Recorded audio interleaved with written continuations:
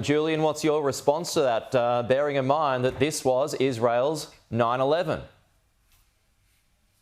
Well, I agree with some of the words Keith used. This should have been a moment of national unity, but with the greatest of respect, because we do get on, and I do respect Keith, some of what he said was simply not true.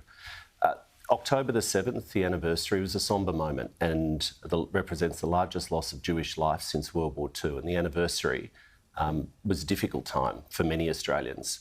The motion that the Prime Minister came into the Parliament and moved, which I would have hoped quite genuinely every Member of Parliament could have supported, it recognised the significance of October the 7th. It condemned anti-Semitism in all its forms and called that out. It recognised the loss of civilian life that has ensued in Israel, in Gaza, in the occupied Palestinian territories, in Lebanon, and it called for the cycles of violence to stop. I'm absolutely confident that the position that the government put forward in good faith, in respectful tones, is one that Australians would support. And if we're going to pull out pieces of paper, I just want to put the words on the record. These are the words that were so objectionable that Peter Dutton couldn't bring himself to rise above partisan division, that the Parliament stresses the need to break the cycle of violence and support international efforts to de-escalate for a ceasefire, that we call for Iran to cease its destabilising actions, including through terrorist organisations, something which Peter Dutton talks about every single day, that we affirm our support for a two-state solution as the only option for a just and enduring peace. That is Australia's position. And the point that Keith made, which I do have to contradict, the motion did exactly what Keith just called for. It reiterates unequivocal condemnation of Hamas's terror attacks on Israel. It recognises that hundreds more innocent people were subjected to brutality and violence on that day. It called for the release of the remaining hostages. It did everything which the opposition called for. But unfortunately, Peter Dutton, a 20-year career of race baiting and division, the nastiest, most negative opposition leader in Australian history, could not bring himself to a moment of national unity. He's unfit to be Prime Minister. The point of contention, though, it was broadened. Keith, your response to that?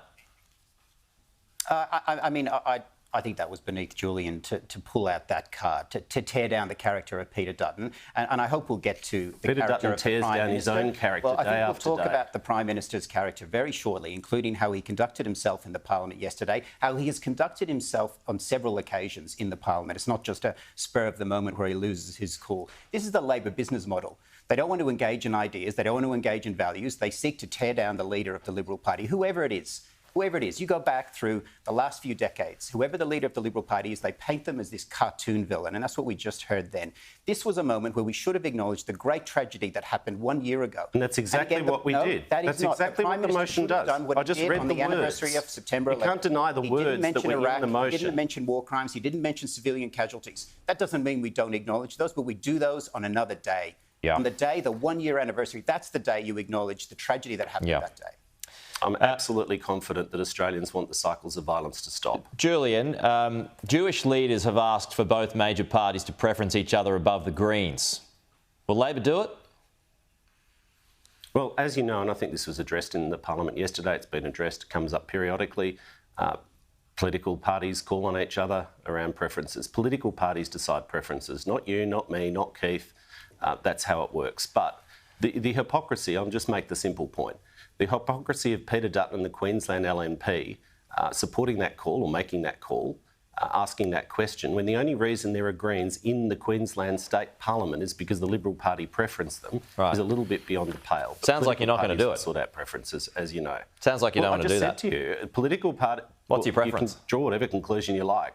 Political parties sort out preferences. Peter Dutton's party preferenced the Greens in Queensland, which is why they're in the Parliament. Okay. Just on Keith's point, do you think the Prime Minister was out of line by using that Tourette slur against Angus Taylor yesterday? Oh, look, the Prime Minister's words were insensitive and he immediately withdrew and apologised. I was actually in the chamber later last night when he came in and again provided a more extensive apology, acknowledged that the words were insensitive. I think if we're honest, Pete, you, me, Keith, your listeners, everyone at times says things that they regret that they shouldn't have said. The mark of character to me is not the confected outrage that sometimes may ensue in the political theatre. It's exactly what we teach our children and we try to do ourselves, which is to apologise, to recognise when you've been insensitive, and that's exactly what happened. I was there in the chamber on both occasions. OK. Julian, Keith, appreciate your time as always. We'll talk to you again soon.